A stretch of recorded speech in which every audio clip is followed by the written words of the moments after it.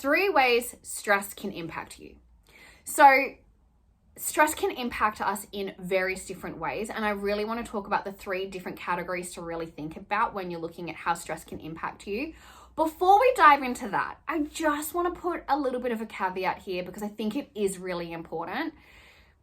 Stress can show up in people in different ways. So how you demonstrate your stress might be vastly different to how someone else demonstrates their stress, and how stress impacts a different person it can be different to how it impacts you. So I think it is really important that when we're looking at how stress can impact ourselves and other people, it's just coming at it from an understanding that what you experience stress might not be how someone else is experiencing it themselves. So I just wanted to put that caveat in there because I think that is really important. But with that caveat in place, let's look at how stress can impact people, or how stress can impact you. So the first way when we're looking at how stress can impact people, we have to look at the physical side of stress. So when we look at stress on the physical side, sometimes we have to look at it from long-term stress and short-term stress.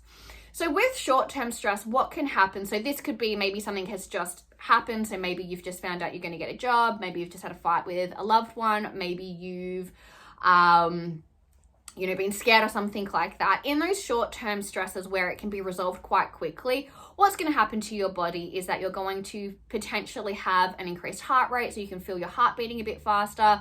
You might get a little bit more tense within your body. You might find that your shoulders kind of rise up to your ears. You might find that you are sweating a little bit more. You might just feel a little bit uncomfortable, right? You might feel nervous. You might have butterflies in your stomach. You might also get a little bit of a stress headache, so you can get that tension in your head as well. So that can be the short-term stress. However, in long-term stress, what can actually happen on those physical sides is it can actually lower your energy. It can decrease your immunity. It can impact your gut health. So you might end up with stomach aches, upset stomachs. You might be constipated. You might find that you're having the symptoms of IBS, those types of things. You might also find that you are struggling to fall asleep, stay asleep. You also might find that you are dealing with skin issues. So if you're like me, you get cold sores, or you might come out in like psoriasis or eczema.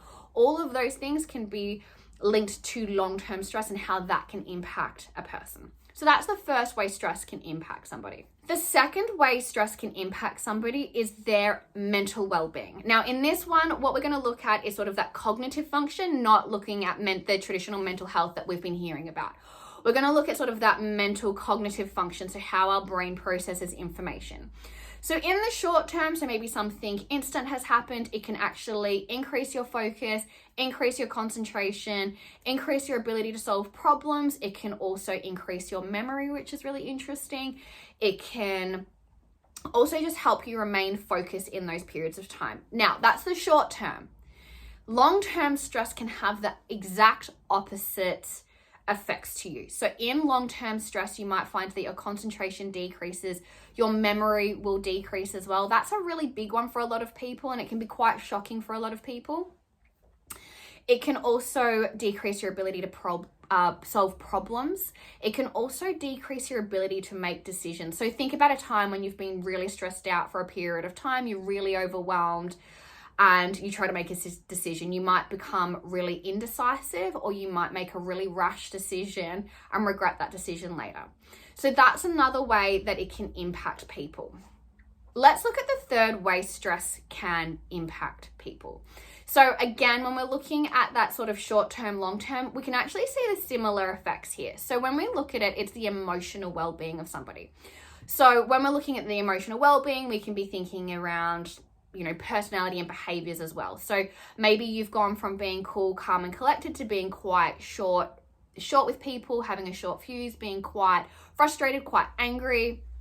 You might also find that on the opposite side, you might be somebody that was really outgoing, sharing your ideas, being really engaged in conversations, or whether that's at work or with your friends, to maybe being a little bit more withdrawn. Maybe you're backing away a little bit. Maybe you're sort of isolating yourself a little bit more as well.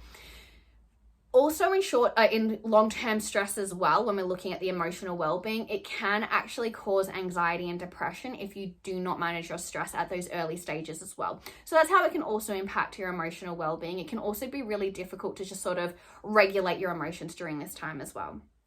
So they're the 3 ways that stress can impact people. And again, you might only have a few of those symptoms and you might have other ones as well that I haven't mentioned.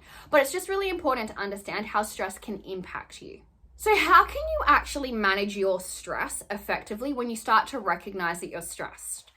So here's the thing. I think there's 3 ways you have to look at stress management. And the first one is becoming self-aware.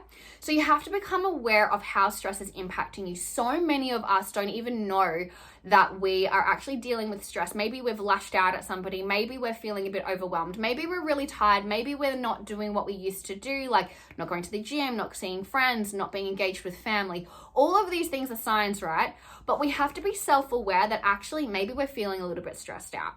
So the first way to become self-aware around is stress impacting you is simply to check in with yourself. How are you doing?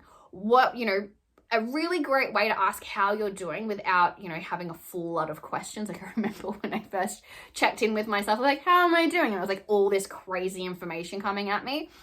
Instead, it's really good to sort of use a scaling system. So ask yourself from 0 to 10, how are you doing? 0 being really, really crappy, 10 being I'm absolutely awesome. So just ask yourself, how am I physically doing? How am I mentally doing? How am I emotionally doing? And go through those different symptoms to see how you're doing. Give yourself a score out of 10. If you are 8 or below, ask yourself, what's one thing I could be doing that would get me closer to a 10? Now, yes, we could look at, why am I under an 8 or why am I only at a 3? But what that can do is make you feel really, really overwhelmed and sort of get you stuck in place. If we're checking in and you're asking yourself, what can I do to move forward? That's actually a really great way to sort of, start actioning things that you can do. So that's the first thing, is to become self-aware. The best way to become self-aware is to check in with yourself. The second thing to really do when you start to recognize that maybe I'm actually stressed out, maybe there's a lot going on right now, is to really understand the root cause of your stress. And I think that can be really quite confronting for a lot of people, but it is really important to understand the root cause of your stress. So really understand what are some of the things that are causing your stress. Now, when we look at root causes, you might have a couple of small little things that might be frustrating you that are actually really not that important, but there might be something really big going on. Maybe work's really stressful. Maybe you've got a really big deadline and you don't have enough time or the resources to do it, right? Looking at these things can be really, really important to make sure that you understand where that stress is coming from so you can focus on taking appropriate action, which is the third one, right? Once you understand what's the root cause of your stress, understanding what actions you can put in place to make sure that you're moving out of that sort of consistent long-term stress into sort of that stress resolution, which is understanding all the things that you can put in place to make yourself feel better. This can be as simple as making sure you get a good night's sleep. This could be as simple as talking to your manager, saying that, this deadline's too much. I won't be able to meet it. I don't have enough resources. I don't have, what I need to be able to achieve that. And having those really difficult conversations, right, to make sure that you can get out of those situations. So always focusing on the actions you can take and really making sure that you're disciplined at taking those actions. That is definitely a really great way to help you manage your stress. Now, if you have no idea how stress is impacting you, I'd recommend doing our burnout score. So make sure you go down into the link below. We've always got that connected to all our videos. So make sure you have a look at that. See where you are on the journey to burnout. You might not be burnt out yet, which is where you don't want to be. But it's really important for you to understand where you're starting from. So have a gander at that. Also, feel free to write a comment, ask a question, connect with me on other socials as well. Always happy to help.